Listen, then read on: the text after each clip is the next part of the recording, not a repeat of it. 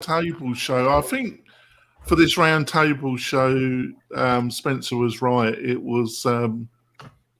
I still use Zoom for the interviews. Yeah. Maybe that's something to do with me. I don't know. I don't know. Zoom has features this doesn't, and vice versa. So it kind of depends on what your focus is. Yeah. All right. Let's get this. Sally, you sound like Brenda Vaccaro today. Oh, well, I put the microphone setting on, automatically adjust my mic. So who knows what it's doing. Let's get this going. Right. I'll just wait a couple more Chris, seconds. why isn't the goat climbing on your shoulders? Oh, they're outside. They're over there. Like Sally's cat. Yeah, goats tend to weigh more than cats. Andrew will be They joining like to us. climb, though, right? Right. They do like to climb. Yeah. Andrew will be joining us, but a bit later. So if I don't spot him, can you put something into chat? Yeah. All right, you let him in actually, Spen. All right. But we're going to be off. So 3, 2, 1. Welcome back, folks, to the WP-Tonic Roundtable Show. This is episode 606. We're recording this on Friday, June the 25th, 2021 at around 8:30 a.m. Pacific Standard Time. Please join us. You can watch this live on the WP-Tonic Facebook page and YouTube channel. And please feel free to comment during the show with your sarcasm. It's always most welcome. Made up like the tavern, weren't we? In the good old days. I've got a great panel. I think it's going to be a great discussion. Sally, would you like to quickly introduce yourself first?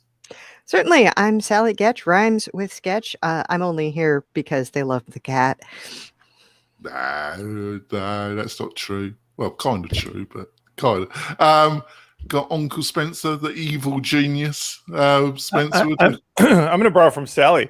I'm Spencer Foreman, rhymes with doorman, and I'm from WPLaunchify.com. Oh, right, there we go. He knows his place. Got Tom returning. Tom, would you like to introduce yourself? Tom Finelli, founder and CEO of Convesio. We're a scalable hosting provider for WordPress. And he was saying just before the show, these stories, Jonathan, these stories are hardcore. Yes, Tom, we're going to make you think. I mean, I know it's stressful for Friday. You just want to hit the wine. I was stressing out about this. I'm like, I got to do my homework on these. Yeah, it's like doing homework. Well, yes. It's either let's see, like, do I eat breakfast or do I do the show prep? Yeah, Tom, they say this show is where WordPress relationships go to die. If you felt like anybody thought you were a good guy, just come on this show and start talking about these topics, and you'll find out who likes you. You lose friends very quickly, Tom. Chris, would you like to introduce yourself? Yeah, I'm Chris from Lifter LMS. I help WordPress professionals build better online learning environments. And he's been a little bit busy with his new upgrade, Lifter LMS 5.0. I saw that the other day. Yes. You have to he's coming on the show, folks, for an interview to discuss this major improvement. So, before we go into our stories of the week, I want to talk about one of our great sponsors, our major sponsor, and that's Castos. And what do they do? Well, if you want to get into podcasting for yourself or for clients, you need a podcasting provider. So you can upload your audio files, provides a player, sends out the RSS feed. There's a lot of little elements to podcasting. It's a bit like building a website. And Castos, they provide a really fantastic platform. I moved to them about 3 months ago. They had over 600 shows to move plus, because it was more like 800 because I do another podcast. And it went really smoothly. They're really helpful. What I like about it is that it's a powerful platform, but it's really simple to use, and it's got a really nice interface. And did I mention that it's about half the price of some of the other major providers, like the previous one I was using? I think you should have a look at it if you're thinking of getting into podcasting for yourself or clients. Go over to them and have a look what they've got to offer. So let's go into story 1, WordPress theme lock-in, silos and block system. What did you think of this one, Uncle Spencer? Well, I like the fact that Justin's finally returned to a topic where I feel like his expertise is appreciated. You know, I mentioned before, there's a few people, including Justin Tedlock, that in the early days I used to learn from, and he's a really talented person in that regard. Now, his basic premise here, I agree with. In the battle of wills over who is going to be in charge of the editor versus the page builder, it's unavoidable that each layer is going to have its particular authors trying to compete for that attention. So just to review, we went from that moment where there was no WordPress themes to themes. Themes did functions and form and all kinds of stuff. Then they slowly gave way to the promise, the holy land of the customizer. And everybody moved up to the customizer layer. And then we saw how that disappeared a little bit because you moved over to the page builder. He's talking about the fact that even though technically you're not supposed to lock somebody in with your theme, that people are now just moving the lock into a different spot, because now you're like using block editing tools, but the block editing tools like associate themselves with the styles, but they've built their own versions of those block editing tools. And I think this is just going to keep going and keep going and keep going until it's like the musical chair game, until the music stops. And I'm predicting it's going to be not one, but several vertical silos of all the WordPress stack, right? Whomever it is, it's going to be the official WordPress one. It's going to be the, I don't know, the WP Engine one. It's going to be the Wix owns Elementor one, because that's the only way to solve this problem in a world of open competition where, where Gutenberg itself hasn't firmly established itself as like, here's the official, everything's working. Well, my impression of the story was more that the official way it's supposed to work is of itself problematic, and I don't know if there is a solution for the silos, because once something is customized in any degree, there are likely to be bits that need that are awkward to shift. And wait, let me ask you a question about that. I think the answer is simpler than that. If I asked any of you guys now, hey, if you were on Squarespace, how do you customize the Squarespace stuff? Would any of us answer, if you ever use it, or Wix or Weebly or anything, would any of us answer, oh, I don't know, there's 20, 30, 40 different ways to do it? No, there's one way to do it. The official tools work the way they're supposed to. The problem we have in WordPress is the Gutenberg thing isn't working, and there's an infinite number of people competing in the space for how to do it. That's the problem. Well, there's always been an infinite number of people competing in the space, and there probably always will be, and possibly there should be. But I think some of the point is that this could have been set up to avoid some of the potential issues that will happen even when you're like trying to follow the official guidelines. I mean, leaving aside the fact that they change a lot.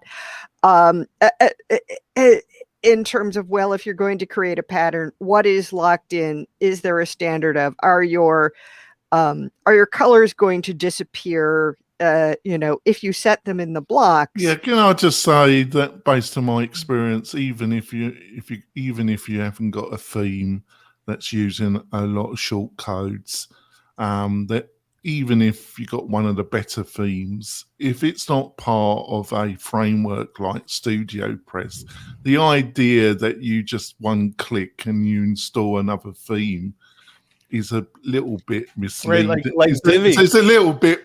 Yeah, like moving from Divi. If you built on Divi in the early days, we were all warned about this.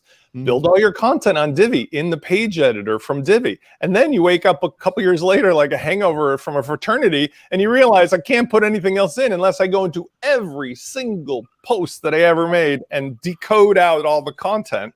copy and paste into something else because it's Got- wrapped into shortcuts. I've got such a love affair with Divi. Tom, what did you think of this? You and Andrew must have interesting conversations about that. And I will be giving you a score, Tom. Thank you. No pressure. Well, okay, there's a quiz. So, I mean, I work with a lot of agencies, and I got to tell you, I can think of one theme that is the nightmare theme, in my opinion, which is Avada, which in the early part of this thing, and it's like, did you have to do that, Tom? I'm getting hot. We might have to already, Tom. To put an obscene language warning in. Let me tell you that people will always choose easy over correct. And there's a whole bunch of people, professional agencies included, that love this idea of I got one thing and it's got everything in it. And, they're locked into this because they didn't build this in a more WordPress compatible way. And so that I have seen a million times over. But I want to make one point.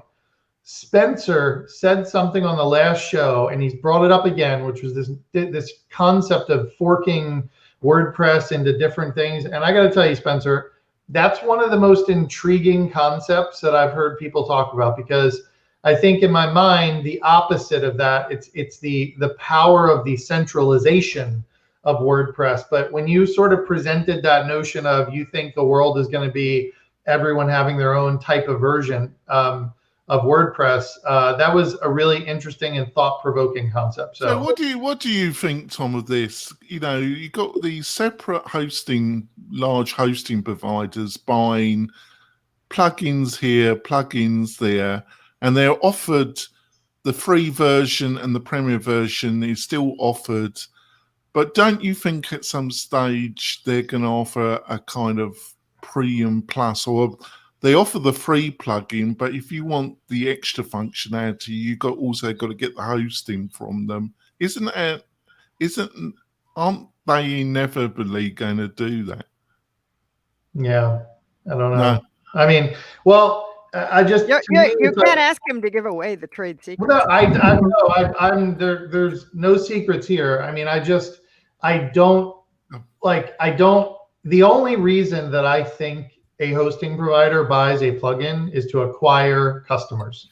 Like especially like you got to think about what type of customers are you getting and what is the audience of the plugin that you're acquiring. Because if you're talking about agencies and as a hosting provider, I don't want to pigeonhole people into having a specific set of plugins. The beauty of the ecosystem is you can choose what you want in your stack. And so we've shied away from this concept of like building plus features with plugins. Like that should be the plugin manufacturer's job to build that plus feature if they want to have it, right? And yeah, maybe they can partner with someone, but I don't know. I see all these acquisitions of plugins by hosting. I mean, look, the hosting companies have a lot of the money in this space. Okay. I mean, that's just the truth of it. Right. And so there's one of these things.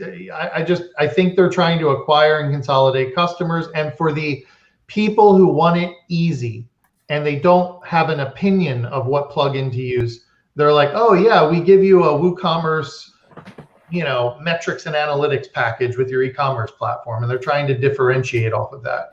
In my mind, what we're trying to do is differentiate with more innovative technology, not cobbling together existing solutions and making it turnkey. Yeah. So what do you reckon of the article, Chris? I think words have power. So as a product creator, I want my plugin to be sticky. A negative way to say that is to use the word lock-in. But as a user, I don't like lock-in. If I want to change it would be very hard for me to move out of ActiveCampaign, my CRM, to a different one, because I'm really locked in and I have all this. Well, no, you're not. You could get WP Fusion, one of the former great products. Yeah, that's true. That is true. But I think in WordPress, we just have to balance the decentralized free market thing, the ability to change, with also having great products. Like hosting is an example. It's fairly easy to switch between hosts. And I think that creates healthy competition. When it comes to things like block library plugins, Those are hard things to switch out of.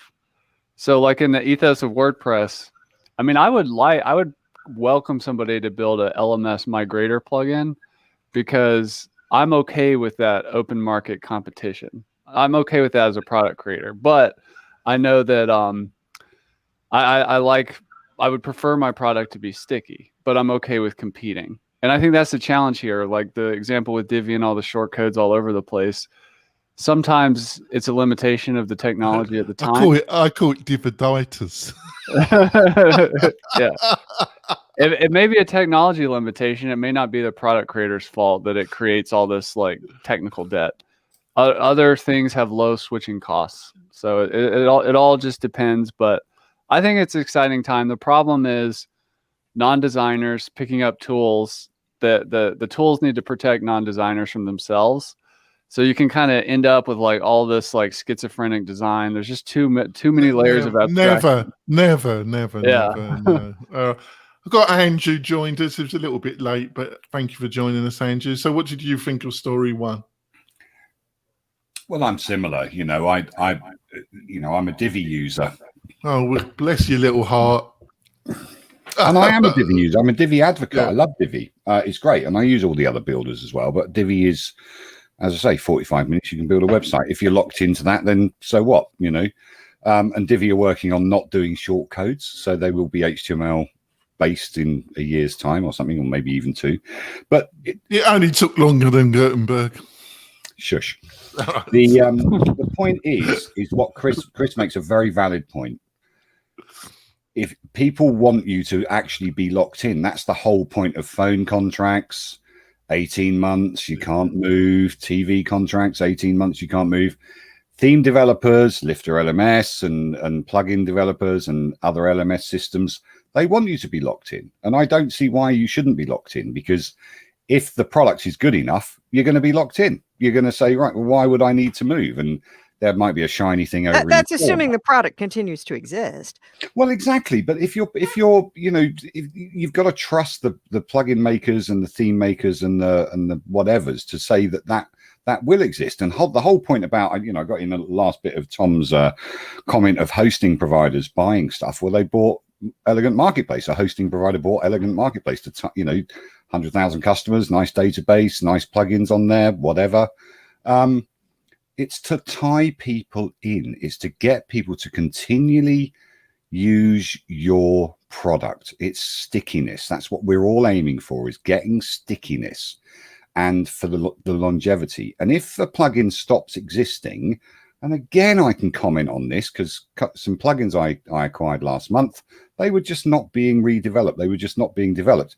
Somebody else will take them over, you know, and that's the whole thing about WordPress. So my thoughts on the article after, you know, literally 2 minutes of reading it are, I kind of like the lock-in. You get 2 stars for that. Tom actually gets 5 stars. Well, the lock-in is fine, but do you know what? Everything's got technical debt. If you move from Windows, we've got to upgrade from Windows 10 to Windows 11. That's going to have some technical debt, you know. So you just live with it. I mean, it's true that it's kind of inevitable in technology that you have to do those things, and also, I mean, you know, you don't know what you're going to have to do in terms of a redesign.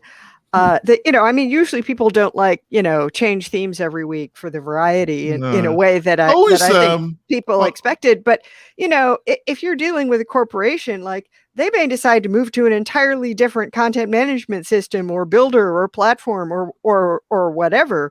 So it doesn't really, in which case it's not going to matter if you've got, you know, stuff done a certain way in Gutenberg or in anything else. I always thought that part of WordPress, you know, you can just slap on another theme, blah, blah, blah.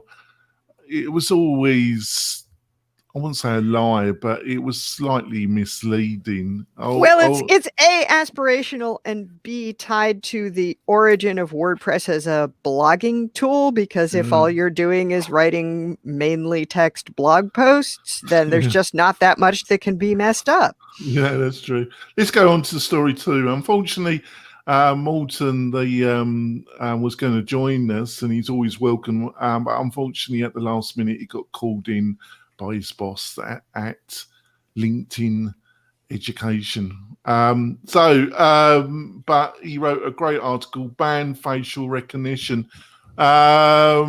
Chris, what did you think of this very well-written article from our beloved love of the show, Morton? Well, first, I appreciate Morton doing the work on the ethics and tech that he does, because it needs to happen so the technology doesn't get away from us.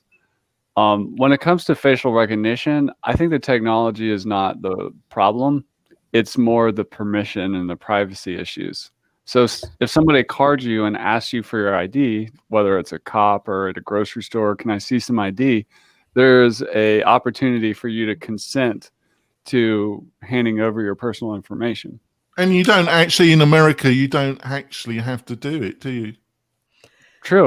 Technically not. I mean, you know, they may refuse to admit you or sell you or whatever. He'll probably get very upset and shoot you, but but legally you don't have to give him that. Nah, you're white. They probably won't shoot you. The customs, though, they won't let you in the country if you don't show your passport. But if we think about it, a lot of the tech is really outdated. For example, medical records. I think that should be on a blockchain somewhere, but there has to be this level of consent that happens to give your medical records. In today's world, it's insane that we have to fill out all these forms like every time we go into healthcare. That we have technology 30 years ago that could have made that better. So facial recognition, it's really just it's the big brother permission, like not asking for permission and capturing all this data. That's really the issue here. So it's not the technology, it's who gets to use it, and are people aware of it? Like, even if you're not going to ask for consent, the next layer of good up from there is just making people aware of where it's happening. Like, for example, in public streets or public gathering places and stuff like that, for security purposes, people need to at least be aware of where it's happening. But yeah, it's just a permissions issue from my point of view. So what did you think of this, Andrew? Because you live in the UK, the most monitored, got more cameras in London than any city in the whole of the world, and all conversations are monitored by MI5 and MI6. It is the most monitored and surveyed country in the world, isn't it? It is. And do you know what? I think we just forget that. We forget when we're walking around town, we can be identified by a multitude of cameras in London, a multitude of, even in my little village, there's cameras looking at you all over the place. But I think what Chris says is right. The technology is, think of it from a victim's perspective. I get assaulted in the street, somebody punches me in the face, boom, that person that punched me in the face, if they haven't got a hoodie or a face mask on, have been recognized. And if they've got a record, they'll be found and be prosecuted, and I'll get some compensation. If you think of it from a privacy perspective, we as individual human beings say that we've got freedom. Now, we haven't got freedom. The lockdown has proved that we haven't got freedom, because if we had freedom, we could do whatever we like, whenever we like. So we have certain freedoms, and that's what you've got to really class that as. And we're the same as America. We all believe in freedom and freedom of speech, but we also currently, my government is now selling our healthcare data to a third party. Oh, I'm so surprised, Andrew. It's just the data, but there is a chance you do have an opportunity to opt out. There's a website you can go to and opt out.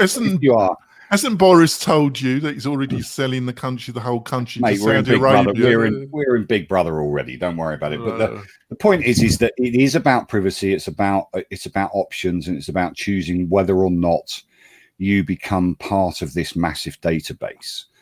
But we all say we don't want to be identified. We all say we don't want to be tracked. We don't want a COVID passport. We don't want a passport. We don't want ID cards because it interferes with our basic freedoms. And then we all have one of these.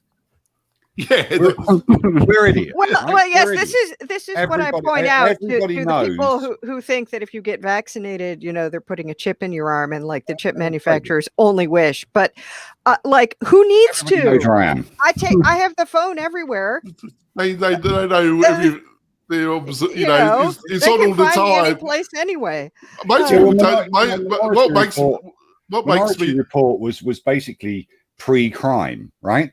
So even if you thought about a crime, you were charged with that crime. That was what Minority Report is, and he alludes to that as well.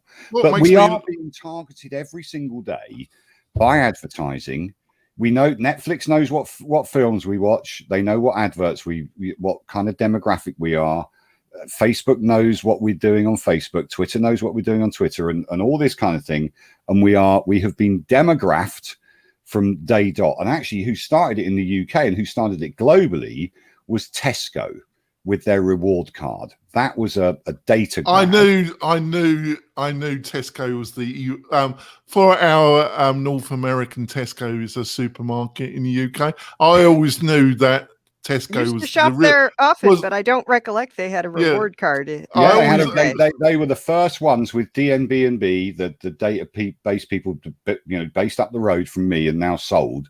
They were the first ones to capture demographic data and see the value of it. I always knew they were the supreme evil force in the world. Yeah. So Spencer, what did you think of this article? I mean, it wasn't Sainsbury's or Marks and Spencer. It was Tesco. It was Tesco. So I miss Morton on the show, but I always enjoy his thoughtfulness, and I agree with Chris that he's kind of like doing some good work in this space. I felt a little skeptical of his call for this to be banned, because what we found is that we live in a world where access to the higher levels of technology, once that genie's out of the bottle, is a piece of cake, right? I mean, this isn't like in 1940 something where you had to have a test facility in the Nevada desert to figure out how to make a nuclear bomb. I mean, people now with software or this technology, it's out. And so the real issue to me is more about what we decide as a humankind to do about it, but not that banning it is going to work. I just don't see that ever happening. It'll be in the hands of the people that are nefarious and not the rest of us.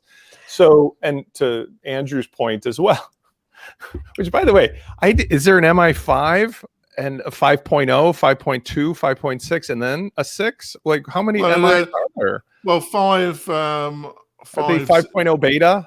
No, M5 is internal security. MI6 is external. It's a bit like the FBI is internal and the CIA is external. Well, supposed to be, but they hate one another with a passion. Like I got to figure. I got to go watch my James Bond again to make sure I understand. We also have a thing called the special branch. Oh yeah, but they're just thugs, aren't they? They're not the intellectuals. They're called upon to do the thuggish work. Spencer. So, like as you said, in whichever agency is watching it, I mean, it's a well-known thing. This has been decades now, right? That every single street corner everywhere in London, but certainly most of Great Britain, I think, is covered by cameras. I mean, at all the train stations, plane stations, everywhere. Yeah, so I want to give you some info. I want to give you some additional information, Spencer. Almost in MI5 and MI6, over 2/3 of the personnel are female. Actually, they make much better spies than men. Actually, I mean, according to movies, because we're constantly underestimated. I'll give you a comparative. No, you're very two-faced. From an American city like Chicago, I'll give you a comparative. Now, the city of Chicago installed, and this is the difference that it's subtle, but it's important. We're capitalist based and we're big whiners. Now, we don't know what really our secret services are doing. And there's this facility the NSA has that everybody seems to feel is tapping everybody's phones, but we're not aware of it in our face. In Chicago, they installed many years ago these traffic light cameras. They did a contract with a private company. Now, they were on every street corner. Now, the difference between like knowing about it and whining about it versus what happens in Britain is that as soon as enough people realized that every single corner they were blowing the lights on, they were getting tickets, it was a political nightmare for the Chicago politicians because they just didn't collect the data surreptitiously. They literally sent out a billion tickets. I just want to tell you a story. They tried that in Reno, and they were used for target practice. Right. They had to same get here. rid What of. was They had happening to is get rid of them in the end because they were being Well, shot. what was happening is that people were climbing the poles and spray painting the cameras, or they were twisting them down. But the point I'm saying is the reason people started to care wasn't that they were there. It was that they were there and they were spitting out these huge $250 tickets ad nauseum. And that caused a political repercussion. So the answer to like how this is solved, quite frankly, is nearly impossible in American politics today. It's getting at the politicians that are in bed with the people making decisions that this is good for a country. Clearly, Britain has made their choice that they need this data, which is ironic to me in many ways, because Great Britain, the police officers don't carry firearms in most cases. Whereas in America, you don't really need the cameras because on every street corner is a cop ready to beat the shit or shoot somebody for jaywalking. And that's our problem. You know, we've got the same weirdness, but just different, you know, combinations of stuff. So we've got a long way to go. And quite honestly, for me, I can't, it's not soon enough till the aliens come down and tell everybody the origin stories of man are nothing what we thought. And we all start thinking like human beings and get Will Smith over here to help us, you know, let's fight the aliens as humans together or something. Yeah, but enough of so, between so stuff. Tom, I'll give you an out of 10 6 for your last answer. So let's see how you get on with this one, Tom.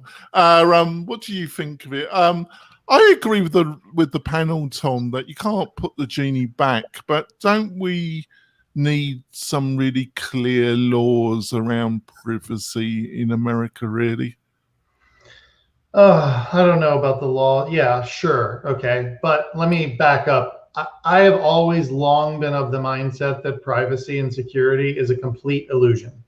There is none, right? I mean, if somebody wants your data bad enough, it's likely already out there. And, you know, it's better to be more obscure than it is, you know, as you're not a target. But I've long thought this, and this is what lets me sleep well at night, but this is one of the stories, Jonathan, that I was telling you, which is, you know, it gave me stress reading this because one, yeah, you can't put any technology back in the bottle. Totally agree with Spencer. It'll only be in the hands of the wrong people. But two, I don't like the idea. I don't mind Andrew's like analogy of like cameras in the streets filming what's going on. I don't mind that. Okay. I don't mind observation in public places. What I mind is storing this data and then doing what with it by who. So that's one thing that I don't like is the notion that they've got this massive database and the idea that all of these cameras are being centralized, your movements can be tracked. That's a little creepy to me. And then the other thing is people like this lady in the story, which I had to copy that snippet out and send it to my team on Slack because I was like, this is technology gone wrong, you know, where she had a picture of her kid in the background of some like, you know, unsavory photo that she was taking, or video she was taking, and it sent it to her mom. People don't understand how this technology works. And it's like you opt into these things thinking, oh yeah, that's great. You forget about them. And then all of a sudden, you know, things are happening you didn't want to have happen. And so I don't know, that's my take on it. Laws, yes. I mean, we need laws to hold mostly probably corporate. I mean, I don't know. The government's going to do what they want to do. I don't know if laws apply to them anymore, at least here in the US. Like, I feel like, you know, I mean, with the whole like Snowden thing, I mean, governments are going to do what they want to do, right? Well, if we let them. Can I just interject? No, we have our health secretary who owns 20% of a business that happens to be owned by his sister. That is a national don't be so harsh. Don't be so harsh, Andrew. You know, hey, you don't join government to be to serve the people. You got to make money from it, Andrew. For God's sake, be realistic, Andrew. It literally does my head in, but there you go. There you go. You're just not on message, Andrew. This is your problem. You're just not on message. We need to go for our break. We'll be back in a few moments. We're coming back. Andrew's just looks You know, he just looks a bit peeved off. But Angie, what did you expect with the great leader Boris as head of the government?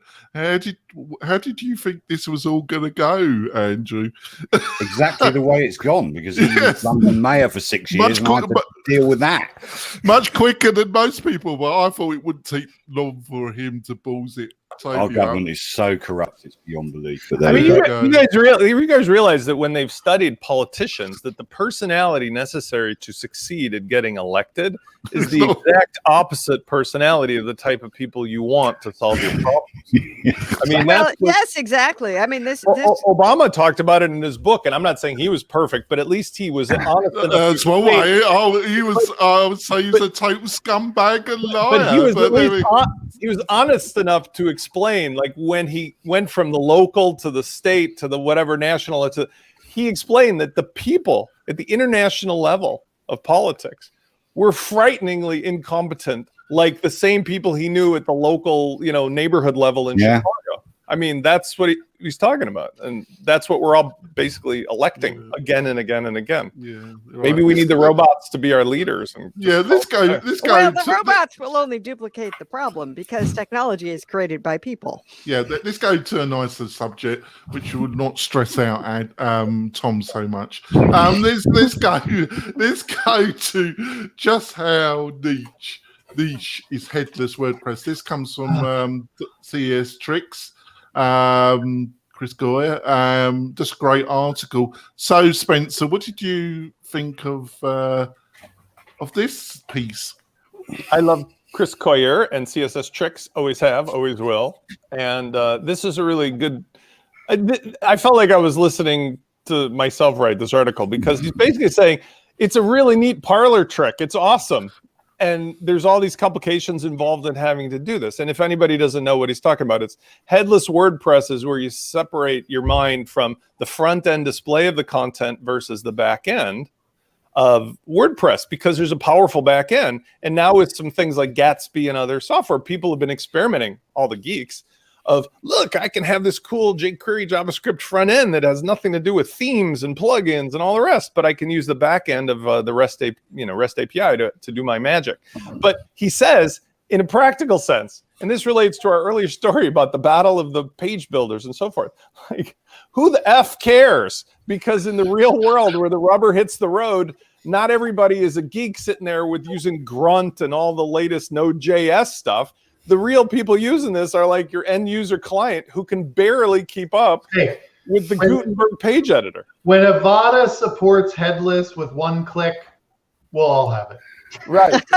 Let me throw a log on to Tom Finelli's fire. Avada, X theme, anything that comes from Theme Forest, and Oxygen. Let me throw all four of those into the nightmare of, why do you not follow the WordPress, theme hierarchy with how you operate? Like, everything about those themes just destroys everybody's website. And then they come asking, why can't I do things? It's because you decided to get in a truck that's driving on the wrong side of the highway with that theme. Oh, Jesus, I'm getting hot. I just want I noticed I'm taking a very Jerry Seinfeld tone of voice today. I'd like to retract my comments about Avada. I'm sorry for getting this started. What's the deal with Avada? The judge instructs the jury to ignore that statement. Well, yes. I mean, it's like, it's always struck me as like kind of a developer toy. And that, there are these corporate content and document and whatever management tools, asset management tools that are designed for you to like create the content here, and then you publish it to that channel and that channel and that channel and that channel. Which is great in theory if you've got like a team trained to do it. But, it's hard for me to see why somebody who was already using a tool of that kind and probably paying tons of money, because it's no doubt all proprietary, would try switching to headless WordPress. And I've also seen that we've got this real collision happening because WordPress itself with the block editor is being more and more is more and more oriented around presentation, which is precisely the thing that the headless stuff is, saying, well, we're going to do that instead of you doing that. Yeah, but that's one of the beauties of WordPress, isn't it, Chris? You can go your own. I'm not technically. I think, Chris, I don't know if you would agree. I think I agree with Spencer and what the article says. I think it appeals to the developers that are really into React and into not that familiar, not really invested in the WordPress ecosystem. They're more right. So who's working with your tool? If you've actually got like a developer team building the site, then that it's probably great for them. If you don't, it may not be the best way to go. Yes, I think the beauty of WordPress is that it's simultaneously built for like the beginner and this advanced user. So it's kind of like a WordPress multi-site for building a WAS or SaaS like business. It's like a very niche use case of WordPress. It's like way more advanced than putting up a brochure site for your business or your personal blog. So I think it's good that it exists, but it's definitely super niche. Yeah, I think it's going to keep niche, really, but it has its place, definitely, doesn't it? Is it super niche, though? I think newspapers, publications, they're all going to, let's not forget that Stratic, Miriam Schwab's company, I think it's called Stratic, they got 6 million or 3 million, or, they got big investment anyway, only last year. And I think the headless WordPress mantra is speed and security. So if you are a corporate and you want to use WordPress, or you want to use a publishing platform that all of your team can use, and press publish and it will go onto your website with the added benefits of speed and security, I think it is useful. It doesn't mean it's not viable just because the niche could be super profitable. Right. And I do think that speed and security are things everyone wants. And you can tell that by all the hosting providers are, that's one of the difficulties in the hosting space, is that everyone says they're the fastest, the most secure, with the best support and the happiest customers and blah, blah, blah. The challenge is, though, speed and security. How much speed and security at what cost?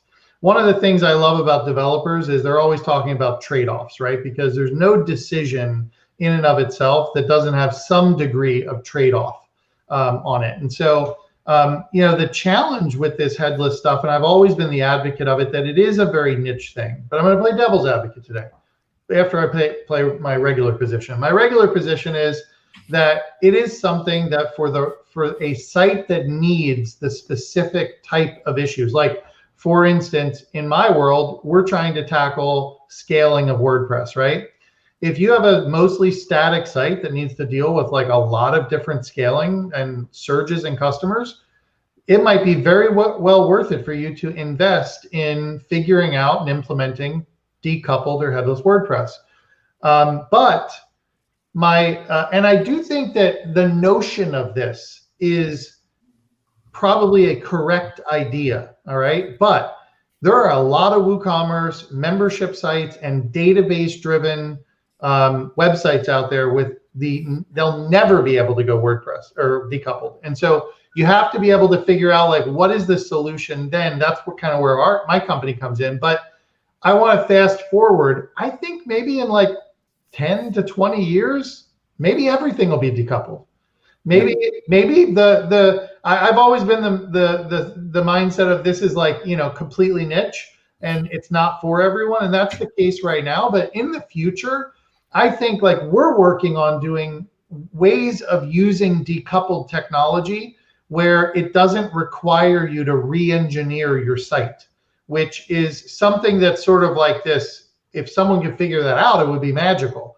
Can you have the benefits of being decoupled without having the engineering overhead of rebuilding, redesigning, changing plugins, and doing a massive switch out of stuff? And that's what I'm thinking about is that future possible for people?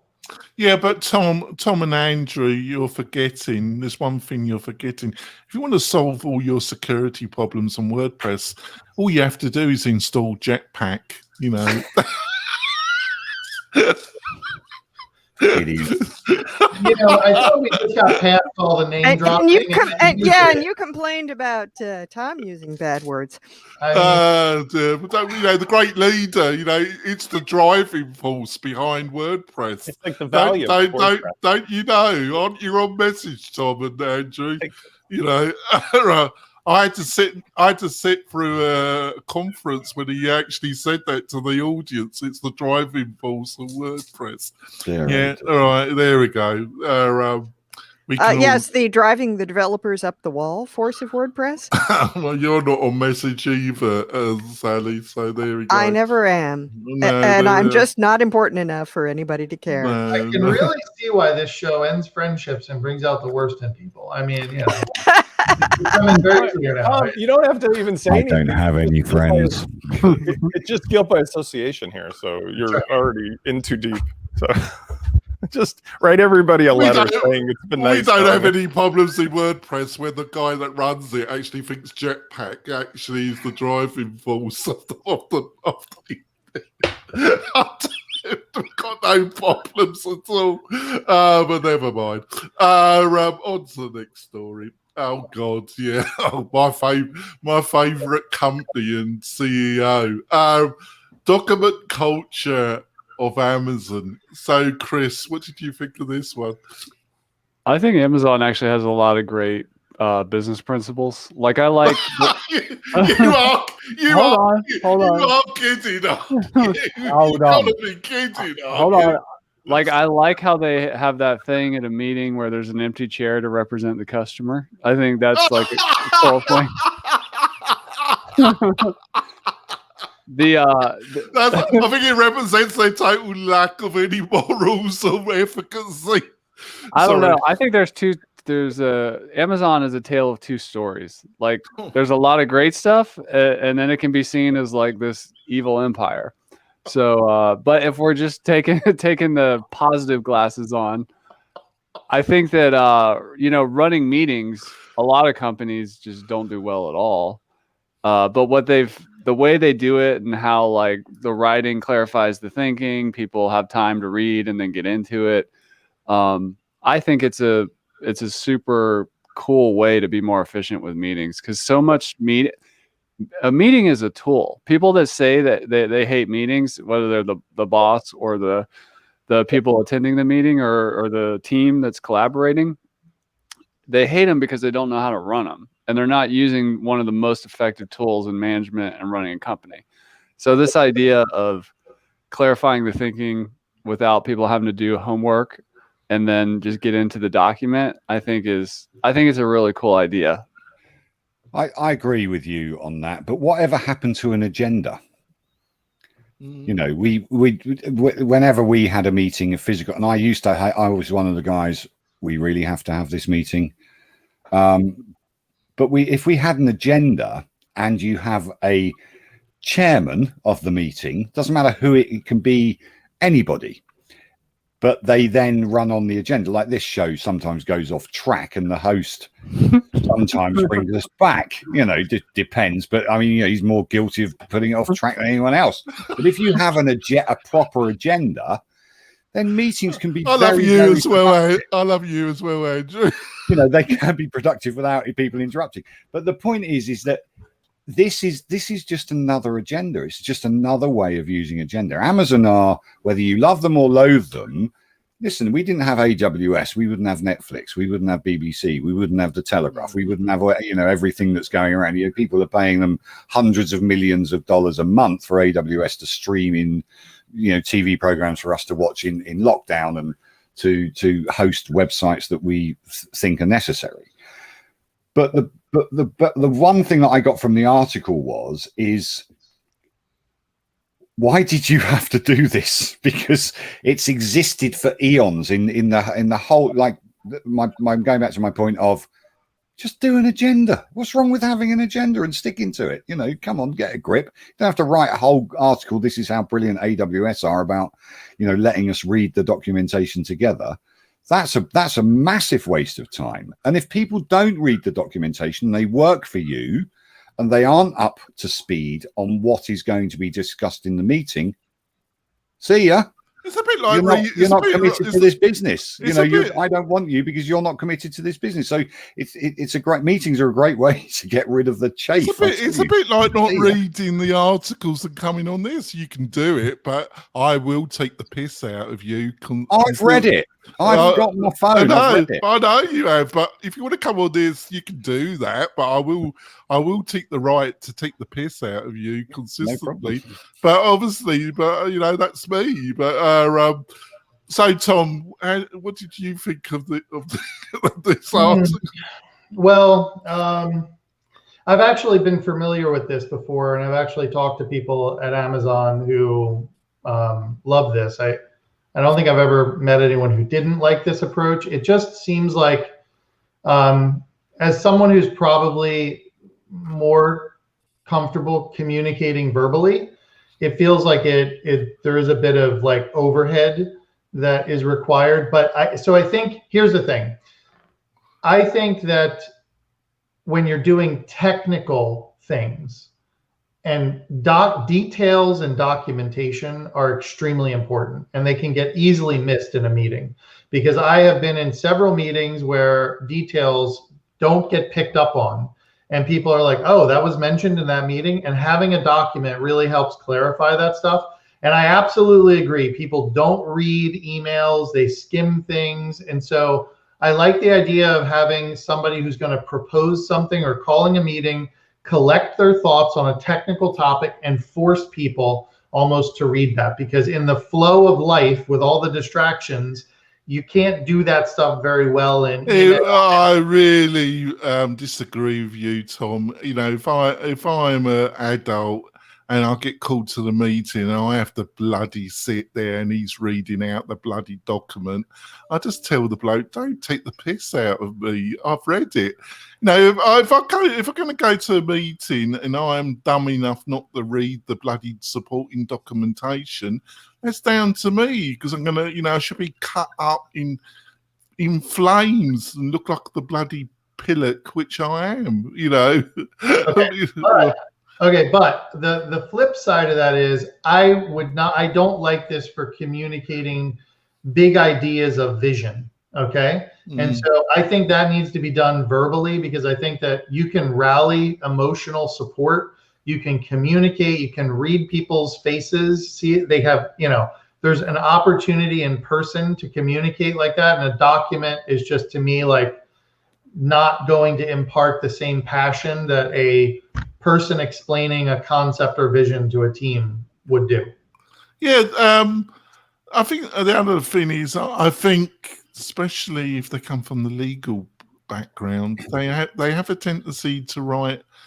A lot of people are very long-winded. Not only look the kettle calling black here, tend to be a little bit long-winded, and especially when it comes to writing, they're even more long-winded. I think in general people don't spend enough time, you know, getting to the crux of it and having some consideration for their fellow colleagues. You know, it's one of the nice things having dyslexia, because I have to keep my emails and as short as possible, because I have to invest a bit more time in the writing of them.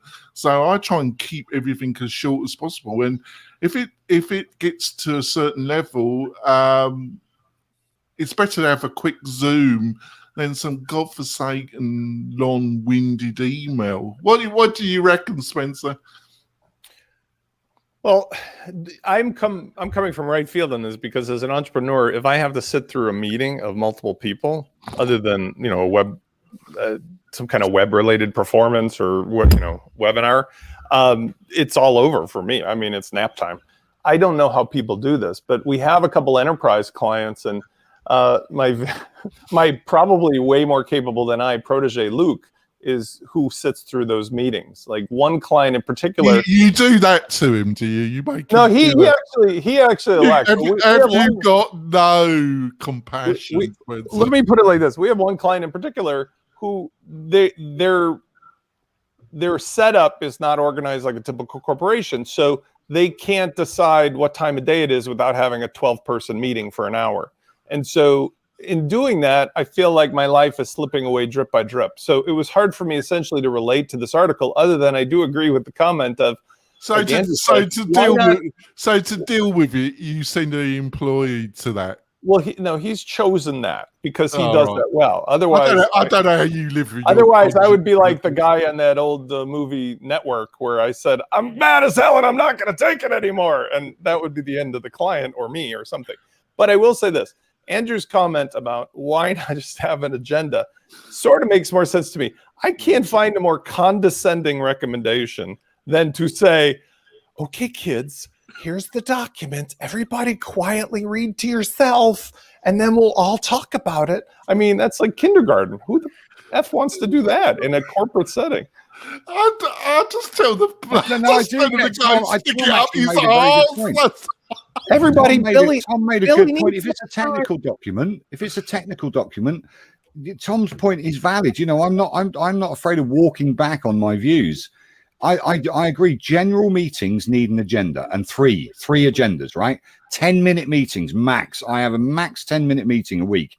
I had a business partner that wanted to meet every single week on Zoom for an hour every single day, and I went, no, that is not going to happen. But 10 minutes a week, that's all you need if you've got stuff going on. The other thing is just chatter, right? But Tom's point about technical documentation, having a meeting with the relevant people, you've chosen a technical job, right? So you're going to have to get through these meetings. But in general terms, meetings should be banned, in my view. You should just go, right, this is what we're going to talk about. Boom, boom, boom, end of story. Get on with it. And that's it. Otherwise, you're going to be left with too many thoughts in your mind. And also what happened about, growing up in the agency world, in the ad agency world, every single meeting we had with clients went for hours and generally went over lunch because the client had rock all else to do. And then we had to write a flipping action plan on it. It was just, it drove me mad. So no to meetings. And if they have an agenda and 3 points, that's it and all about it. That's my view. Let's go on to this last one, and then we go on to recommendations and blah blah blah. Tried to create John Lewis. John Lewis, to our American friends, is an upper class department store in the UK. I tried to create the John Lewis site using WordPress block editor. Here's what happened. I watched it and I was quite impressed, actually. What have you been going on about, Spencer? You kind of make out it's unusable. It looked reasonably impressive. Unusable. I said that in order to make it usable, and he indicates this himself, you always have to end up sticking something else in there to fix the missing pieces. And right now, there are some things like Andrew's relationship with Meneer and stuff at Gutenberg Hub. They've got that add-on plugin, or you can use the one from Brainstorm Force. There are third-party plugins that complement Gutenberg that fill in the missing blocks. And in my opinion, I agree. I gave into this a month or two ago. I agree that Gutenberg is removing one layer of a page builder. So if you can use a supplemental plugin to achieve the layout you want with the functionality you want, absolutely, I say go for it. And even at the expense of using a shortcode with launch flows. But that is conditional upon it's not Gutenberg doing it. You got to have the knowledge of, whoa, there's a missing bit here. And he talks about that in the video. He's like, oh, I couldn't do the jazzy JavaScript-y thingy. I got to go find some way to do that. Well, imagine you're making a meal and you go to the store and buy 1,000 little bits and bobs. You come home and make it. Everybody's going to be there in 5 minutes. And you realize, oh, I needed that one ingredient and I don't have that. And the whole thing tastes funny. That's what I'm saying. It's like it either works entirely or it doesn't. WordPress has always been an environment in which you need to add that right now is what I'm saying. Add plugins to do stuff. I'm saying it's a compromise at the moment. right? All of the page builders have tons of third-party add-ins to do stuff that's not built into them, even though they have a lot of stuff built in. Not for the core stuff. I'm talking about like right now, he's able to do certain things with copying a site. I agree. But some of the stuff that he shows, I mean, when you watch the video, you can see. Well, it's also John his Lewis knowledge is like a 9, and most people's knowledge is like a 4. I mean, it's clear. You're struggling now. It's talking about? clear he's very facile in a way that other people would not be, especially if they weren't already familiar with the interface. But that's true of like almost anybody demonstrating anything, right? You've got how to do such and such with Photoshop in 5 minutes, and the guy is like moving so fast you can't see his hands, and that's kind of how it goes with people who know how to do something. Hands. There you go. So what did you? Well, I did send the video to Heather, so she hopefully she will be rejoining. She's on I think she's on my side of the table with this. It's nice. I want to love Gutenberg. You know why? Because that's actually the way that we solve many of the things we just talked about today. If you had Gutenberg working as it should, as a mostly comprehensive, we wouldn't have Battle of the Page Builders, and we wouldn't have Avada and Xtheme, sorry, Tom, coming in and creating havoc, because people would just use, guess what? The built-in editor as part of the platform of WordPress, just like Wix and Weebly and Squarespace and Shopify all have their own editor. WordPress is the only world where people can make it up as they go. And I mean, there's niceness about that, but it's also, potluck dinner time. What do you think about this, Chris Badgett? Because you're launching a new thing, 5.0, aren't you? And it's got a Gutenberg block in it, right? Yeah. Well, our stuff all uses Gutenberg, all the components of a course and all that. And we just built a form system for user information that's entirely built on top of Gutenberg. I think the big thing is the concept of the WYSIWYG editor. What you see is what you get. Gutenberg should, like this guy is showing, you should be able to actually copy something, see it, and then copy it and use the blocks to get 99% of the way there. Yeah. So I think it's pretty cool. I'm a fan. Basically, the way I look at Gutenberg is, why fight WordPress? If WordPress is going this way, let's just innovate together. Yeah, I thought so. Tom, what did you think? I mean, look, we're going to get there eventually. That's my one day, someday. We're going to get there eventually. I'm of the same mindset that Chris is, and I know there's disagreeing factions on this call, but I don't personally want to place a bet against WordPress on this. Like Gutenberg is, I mean, I just think there's too many people invested in making this thing work. It will get there eventually, but it is a work in progress.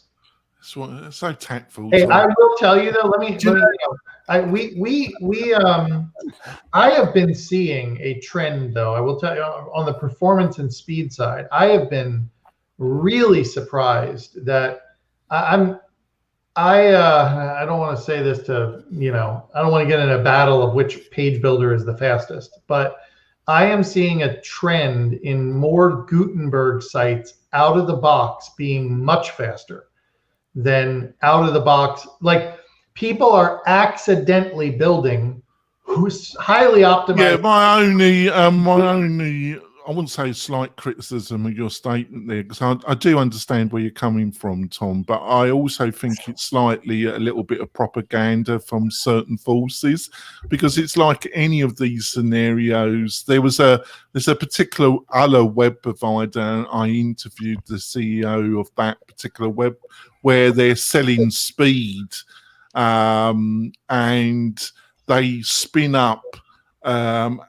and they say, and it integrated in it is a link that takes you to a well-known speed checker website, and it shows but the thing is, it's got 3 plugins installed, right?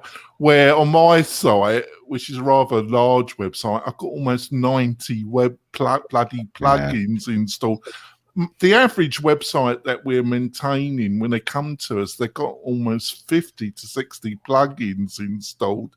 It just doesn't match up with reality, a lot of these speed tests. And the realities of the average I don't think that website. changes Tom's point that like it's out of the box faster. So yeah, you can load all kinds of things on it and slow it down. I mean, anybody can create a slow website no matter what they start with.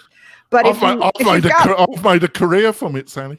Yes, but if you've got less baggage to begin with, that has to help. Well, I'll give you a real world example. I've again, we work with a lot of agencies. There are customers of ours that basically just port websites from other platforms into WordPress. Okay. And they went through using Elementor and Oxygen and now Gutenberg, and speed and performance was always an issue. And their dev team didn't change anything in the way that they're doing anything. And their sites that are built in Gutenberg natively are scoring way higher in the page speed scores than Elementor and Oxygen. Now, it's not to say you can't do things to, like, we have one agency that exclusively uses Oxygen, and every single site that they build is awesome. It's super fast, but they know a lot of secret methods and not secret, but methods and tools. They're a very secretive crowd at Oxygen. I must have I want to interject something here. Very important thing Tom just said, and John's going to go off maybe on this tangent. I want to make sure. See, if you look at Gutenberg, it's native, and I 1000% could not agree more that if we can sort that out, it's one less layer on the cake because you're already at that layer anyway. So adding anything on top of it is going to be slower, even if you're a magician. So I love the idea of that. But I want to specifically call it Oxygen versus Elementor or Divi or Beaver Builder. Oxygen and Brizy have taken that going the wrong way on the highway approach, where they're not adding a layer of compatibility on top. They're adding something in that completely works independent of everything else you're using and jams itself into every page, which to me is another level of nightmare, because the people who are seduced by that don't understand what's happening. They just see, oh, look at that amazing thing. You mean they're going down the Divi road? No, Divi is slightly different. Worse than that. Divi, hold on, there's a big difference. Divi, Beaver Builder, and Elementor all comply with WordPress compatibility. So you turn them on or off on a page, or you don't. Brizy and Oxygen, fundamentally, you turn them on and your entire site is taken over, and normal pages do not function properly because of the way they've injected themselves in. It's a subtle difference, but like now you've got a layer cake. The first layer, Gutenberg, if we can make that happen, peace and love, because it's going to be always the fastest and the best. You put in a page builder layer and it's Divi, Beaver Builder, Elementor, you're fine. A little slower, but it can be optimized and everything else works normal. You go Oxygen and Brizy, God help you and save your soul, because it's going to break a lot of stuff, because now there's a third layer of things with JavaScript, jQuery, CSS loading, and it's madness, because now, I mean, I haven't tried it out, but like now you've got individual plugins, Gravity Forms, Chris's plugin, Groundhog, they're all doing their own interfaces of how to do drag and drop WYSIWYG stuff. When you put that jQuery into a page where a page builder and Gutenberg and everybody are competing, spins your head around. And nobody understands that at the client level. The people who have to understand that are the people that are advising them what to use, because it's like putting 4 engines into the same car and they're all competing for which one's in charge of running the wheels. And it's crazy. Well, it's a bit like having like the old thing, installing 4 security plugins on the website, and it's the same kind of concept. You want to. But yeah, but that Oxygen, I've asked the founder to come on the show about 6 times, and he never answers anything. And I've approached a couple of their staff, and you never get anything back from them. They're the most secretive crowd I've ever come across. They address a particular brand of a particular type of client who is seduced by the sexiness of the interface, but unfortunately, the realities are not. They're not dealing with the outcome of it. Brizy, I actually bought their LTD, and I'm not picking on Dimitri or his team, but like they promise stuff that just has not been delivered. The cloud thing and the plugin do not work as they said. And if you elect to use them, you're just essentially committing, like Andrew and everybody said, you're committing to using that, because in your stack of stuff, Once you make a fatal decision to choose this over that, you've now got to live with that decision. And yeah, you did that with Divi a little bit because you committed to short codes in your post content, but that's not even close to the same kind of problems as I'm talking about. And I bring this back to the whole point of a platform. If WordPress is going to succeed in the future, it's because they get their shit together to unify the stack. So somebody who just comes into WordPress is like, oh, I get it. This is what you offer. Not, yeah, well, but that's the consequence. But it wouldn't be any fun anymore. No. Well, we wouldn't have any show. We wouldn't have a show, would we? We would have. Right, let's go. When Gutenberg first came out, I had a client, and she phoned me up and said, "What have you done to the website?" I said, "What do you mean?" She went, "It's fantastic." I said, "What do you mean?" She said, "I can't believe that new page builder you've put in on our posts," because she does 5 blog posts a day. It's sped up our workflow by 300%. It's wonderful. I love it. It's so quick and easy, and the website is really, really fast now. I didn't do anything. Gutenberg just installed itself. There we go. Crazy, right? There we go. Well, they need a good support company that won't allow automatic, updating. There we go. I'm very sarcastic today, Robert. There we go. Oh God. Before we go on to our recommendations of the week, we're doing a webinar, me and Uncle Spencer, the evil genius of WordPress. We're doing it on Friday, the 9th of July at around 10:30 Pacific Standard Time. We love you to join us. I'm going to throw it over to Spencer, and he can tell you more about this great free webinar that we're going to do. Over to you, Spencer. Yeah, we're just going to carry on now with the stuff. If you've attended our previous webinar showing how to launch a modern WordPress membership site with, let's say, your stack of particular stuff, we're going to carry on. I presume we're not going to be using Oxygen. We're going to, I did, in all fairness, I gave it the great college try, and I gave a solution for those people who are using Oxygen on how to do a WooCommerce sales funnel thing with launch flows. And I gave them a solution. It involved a plugin called the Free Song plugin that allows you to selectively turn off the JavaScript on particular pages. But the fact that I had to show that and the extra plugins is an example of what we're going to talk about. If you want to come in, and I do appreciate what Andrew just said as well, because I am an advocate for, if Gutenberg could just be turned on and used by itself, we would all have a much better day.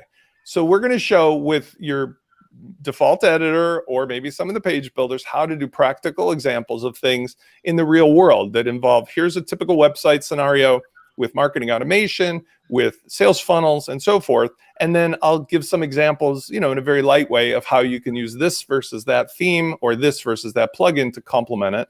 And we always feature, of course, like the LMS and so forth. But the idea is somebody could come in and get a flavor for how WordPress as a platform would work if somebody sorted out all of the choices for you in advance and gave you a recipe. Yep, that's great. I'm looking forward to it. I've enjoyed our webinars, actually. I think they've been great information in them. By the way, I always wanted to ask you, Spencer, how did you get the evil genius? How did that... When I started in the online space, it was in the SaaS world back in 2006 with a hosted platform called Ning, and they had an open platform that allowed any developers to develop stuff using their REST API. So the deal was, hey, developers, we have this free unlimited platform that we developed as part of a software that Mark Andreessen had spent $100 million creating, and we can't figure out who to use it now because that company got bought out and he got the leftovers. So they created a platform, and I met some incredibly smart guy who was a developer. I wasn't developing at the time, to make widgets and solutions for filling in where their platform didn't do the obvious things customers wanted. Like, here's a photo montage thing, or here's a sales thing. And so he would make a widget, I would promote it, and we would sell it inside of this community. And they gave us all the server for free. They gave us everything for free. It was ridiculous. And what happened is they went bust. In a couple months, it became obvious that people were getting a kick out of it. So I accidentally stumbled upon using this this mad scientist and evil genius in a castle. And then one thing led to another. And it was, hello, it's Spence, the evil genius from Widget Laboratory. And that just stuck because people were cracking up. But at the end of the day, you know, there's a lot of videos that I look back sometimes and I go, oh my God, that's hilarious. But yeah, there we go. Right, on to a recommendation. I just had to ask. 15 years in this joint. Yeah, there we go. And you ended up here. What, you know, so there we go.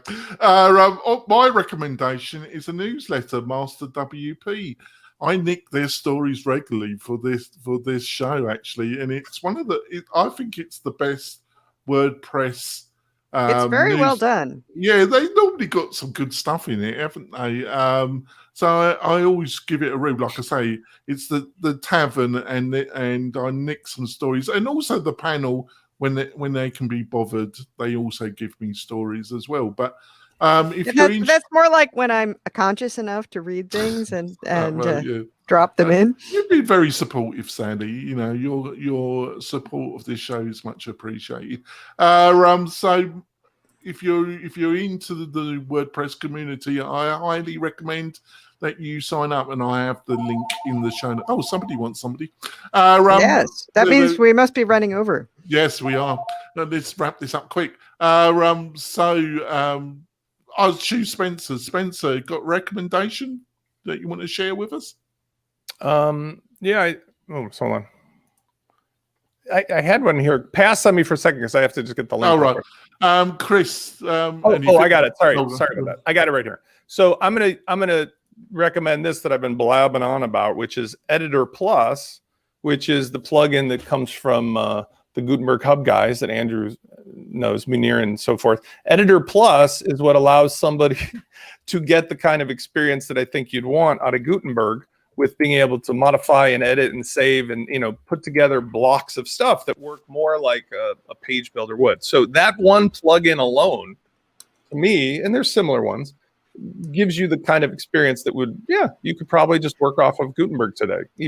Well, the interesting thing about this is that Extendify bought Editor Plus, and they've now bought Editor's Kit, a similar plugin that adds, you know, more customization features and etc. And that also had some, you know, a sort of side project of kind of block patterns and that sort of thing. And so if you have Editor Plus or Editor's Kit installed, you will suddenly notice this little button in your Gutenberg that says like Extendify Library, where you can select block patterns.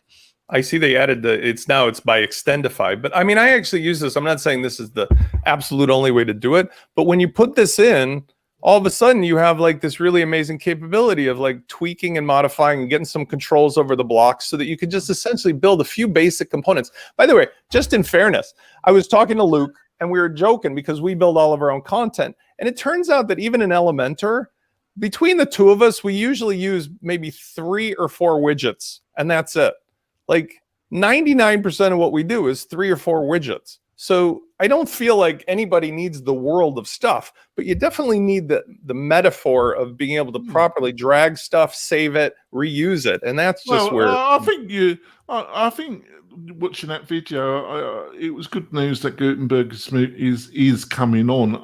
I'm not a great fan of the interface though. But Sally, we've got a recommendation you want to share? Yes, this is a fairly small and minor one, but it may help people who are being driven crazy by trying to figure out why their CSS isn't working.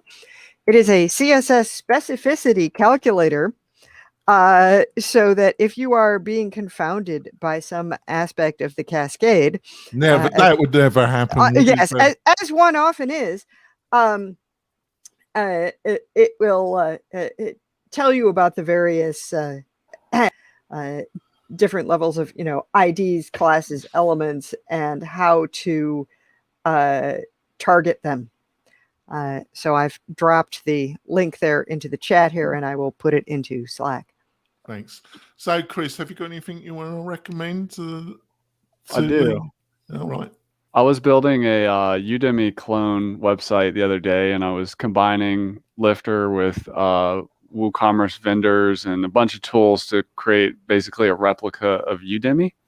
and I came across this capability manager plugin by Publish Press, which allowed me to have someone simultaneously be a vendor, a teacher, a student, and all these different roles. I could fine tune control. Yeah, that's handy. It's great. We actually installed it as one of our stack, actually, Chris. Oh, nice. Yeah, super solid plugin. Really impressed by that. And Steve's well behind it all the time as well. You know, there's a lot going on there. I specifically love plugins like this because as a hosting provider, when people ask us to troubleshoot things and half the crap's turned off for admins, it's just wonderful. Yeah. Is it worth actually buying? Is it actually worth buying the pro version? Because the free version seems pretty filled with functionality. But I don't know. So, Andrew, got anything you want to recommend to our beloved listeners? First and foremost, I just want to say to Spencer, told you I was right about Editor Plus. About a few things. Which one? About Editor Plus. Yeah, I mean, you didn't have to sell me that because before we had talked, I had met Munir and I knew that they had absolutely done it, but he had indicated there was some kind of buyout coming, and you just validated the stuff. So I give you a high five. I helped them with that, so that was cool because that's part of my mantra. I'll help you sell your plugin. Well, you got two because you get a pony from me for that. You get a pony from me for the lifetime deal thing. So one more, and it'd be great if I understood what the hell you're talking about, and maybe the listeners and viewers. They know what we're talking about. Maybe you can put the listeners and viewers in the picture, Andrew. Andrew and Vito were harping on about lifetime deals and a trend that was going on, and I was very skeptical at the time. And I said lifetime deals are for suckers unless there's a certain reason. But then I ended up becoming a sucker myself because I recognized that there's an actual thing going on with WordPress buyers that is not so much specifically what they said, but is in line with what they said, that people in WordPress now want to buy all their software one time up front. Right. Yeah. So, Andrew, got anything you want to recommend? You asked me to explain it, and then you're rushing. Yeah, we've got to get on with it. All right. So, Atarim. I've been with Vito from the beginning of it. Atarim. I saw it on his iPad. I said to him, we got to sell loads of this on Elegant Marketplace. We sold loads of it, lifetime deals as well. It's a fantastic tool for you to use on your WordPress websites.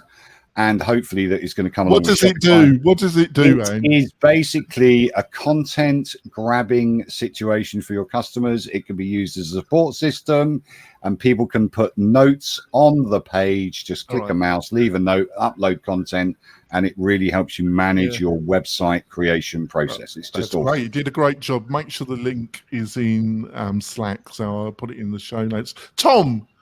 Yeah. Thank you for joining us over the past month. My pleasure. You know, we got this great offer about Tom's hosting company. You get 30%. I forgot my last advert. Hopefully you won't hold it against me. You have to keep coming back on the show periodically. So you've been I think you've been warming to this madness, haven't you, Tom? Thank you. I appreciate that. It's been great. I love it. So my tool for this week is a product called RoboSwarm, and it's roboswarm.dev, and it's an amazing WordPress load testing tool that will do.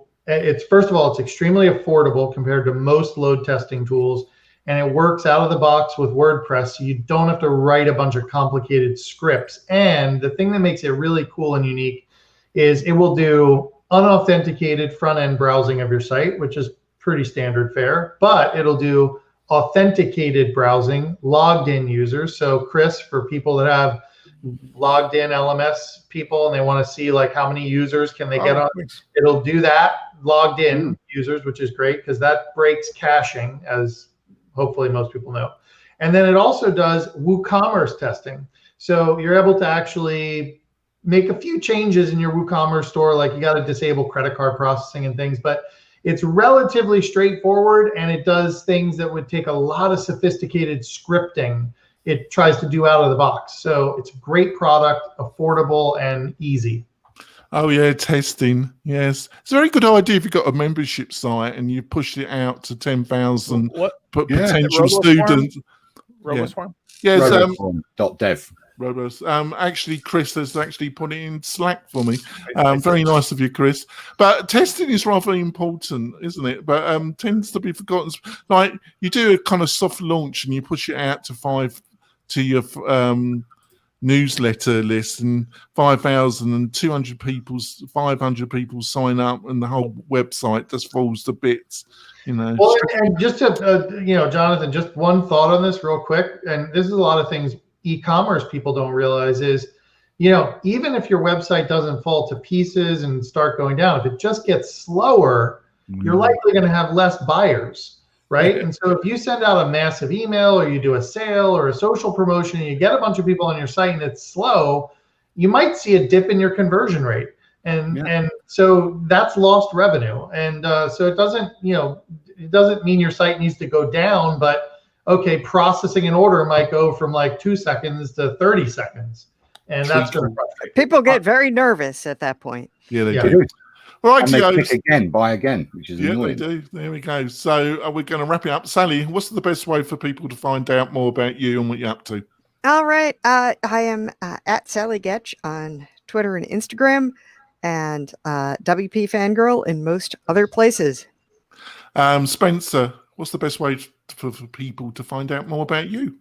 WPLaunchify.com.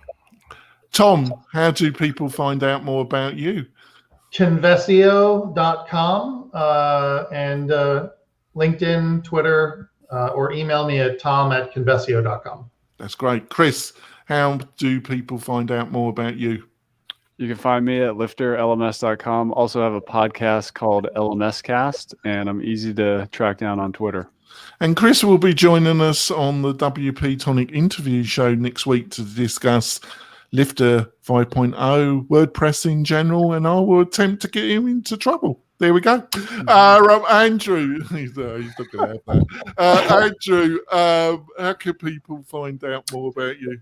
You can find me at Arnie Palmer on Twitter, and you can find me at thisisandrewpalmer.com and, of course, gridpain.com.